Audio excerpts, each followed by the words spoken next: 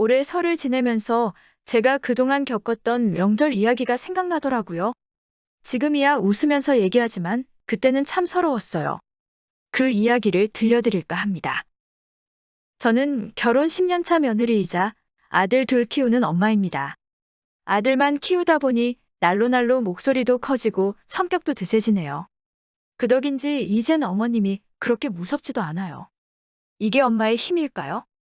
막 시집 왔을 때는 어머님이 그렇게 어렵고 무서웠어요. 특히 명절이 다가오는 게 그렇게 싫었네요. 저는 허니문 베이비로 첫째를 가졌습니다. 양가 부모님들이 첫째가 아들인 걸 알고 엄청 좋아하셨어요.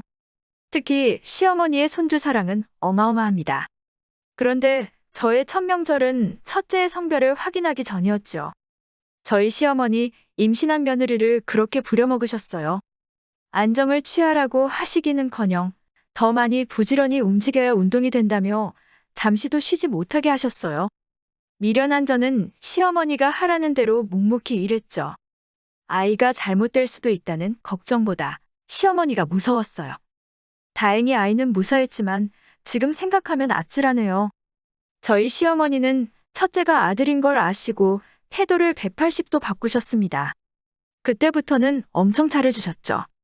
그 다음 명절 첫째를 데리고 시댁과 친정을 방문했습니다. 저희 집과 시댁과 친정은 지도에서 보면 삼각형 모양을 띠고 있습니다. 어디에서 어디로 출발하나 비슷한 시간이 걸리는 거예요. 저는 시댁을 방문하고 그 다음 날 친정으로 출발하는 식으로 명절을 보냈습니다. 저희 시어머니는 제가 친정에 가는 날 그렇게 아쉬워하셨어요.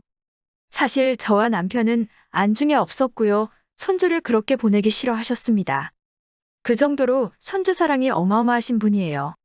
그 사랑이 너무 과했던 탓인지 저희 어머니는 잘못된 방법을 찾으셨어요. 그 다음 명절에 있었던 일입니다. 저희 시어머니는 명절 일주일 전에 이번 명절은 너희 집에서 보내자 하셨죠. 저희 아들이 고생하는 게 싫다 이거예요. 아무리 가까운 거리여도 명절에는 시간이 2배 이상 걸리기 쉽죠. 애들은 체력이 약하니까 힘들 거라 이거예요. 다른 이유도 아니고 저희 아들 때문이라는데 어떻게 거절하겠어요. 그렇게 하시라 했어요. 그때까지는 어머님의 생각을 몰랐어요. 정말 말씀하신 대로 순수한 의도로 오신 줄 알았어요. 어머님은 연휴가 시작되기도 전에 저희 집에 오셨지만 그래도 불만은 없었습니다. 정말 하루 종일 손주만 보셨어요.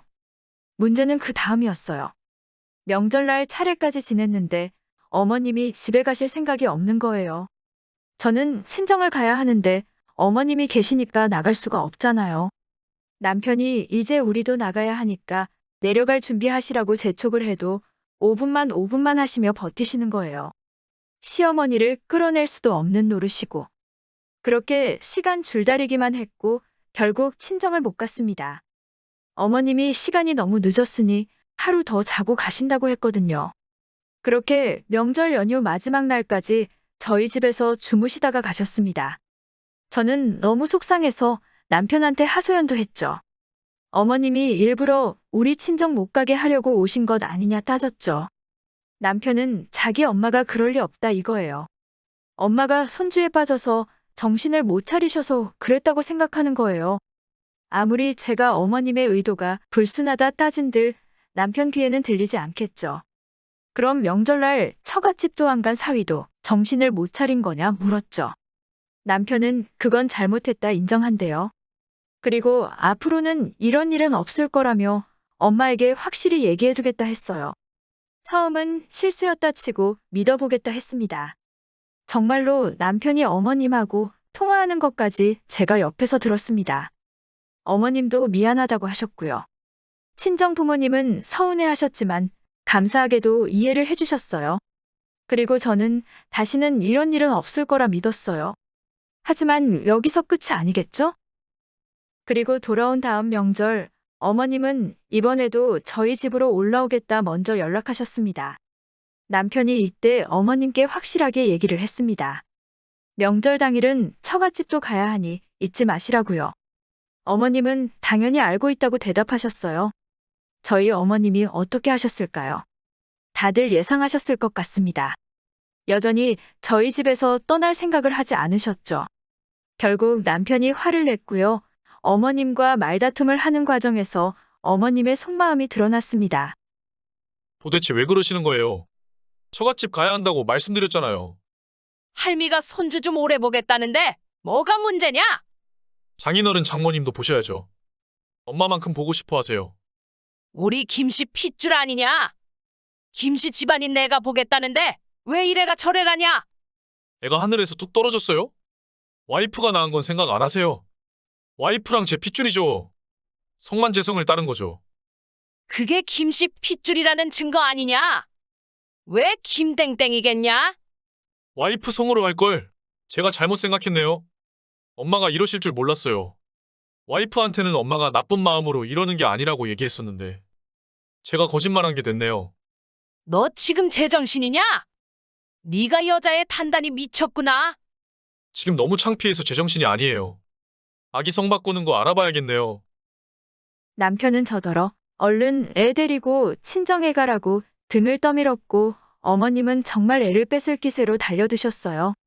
그런 어머님을 남편이 몸으로 맞고 저는 애 데리고 친정으로 도망가듯이 떠났어요. 그날 남편은 결국 어머님 때문에 저희 친정에 오지 못했고 나중에야 저희 친정에 와서 무릎 꿇고 빌었어요.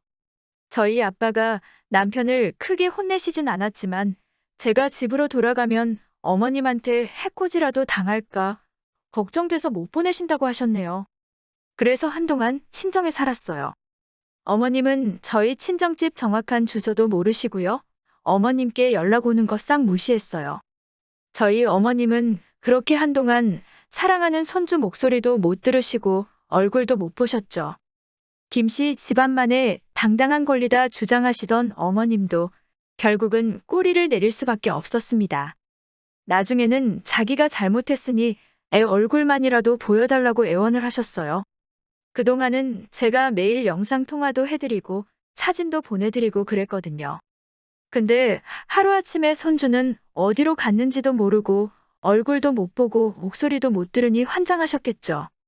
어머님이 잘못을 인정하고 사과를 하신 후에야 저는 집으로 돌아갔습니다. 남편도 어머님 설득하려고 노력을 많이 했더라고요.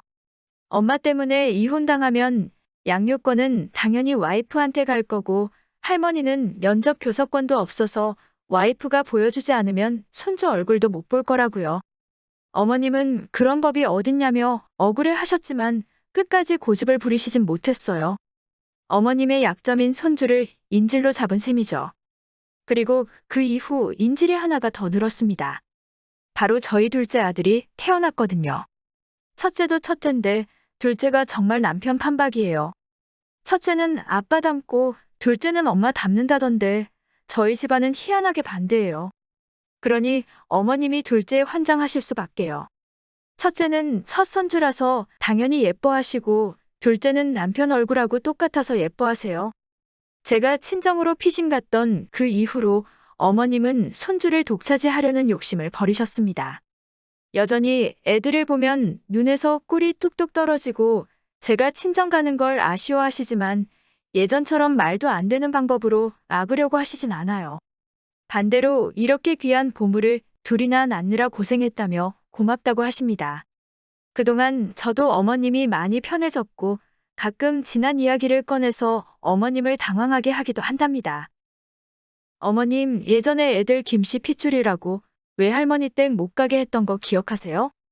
왜 지난 얘기를 꺼내고 그러니? 그때는 말씀 못 드렸지만 저 정말 서운했어요. 제가 낳았는데 김씨 핏줄이라고 말하셨잖아요. 그냥 늙은이 주책이라고 생각해줘라. 지금은 안 그러잖니? 저 어머님 안 미워해요.